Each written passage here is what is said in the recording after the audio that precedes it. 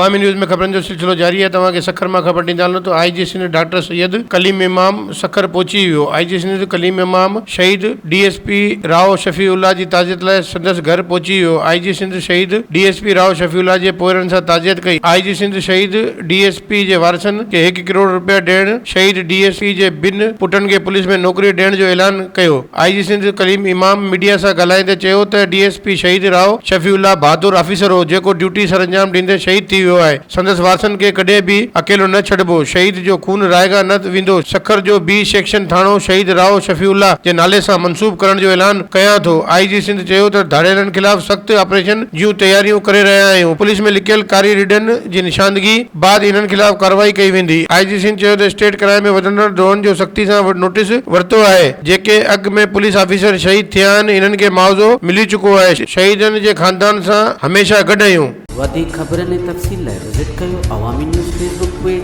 YouTube page ऐं अवामी news website.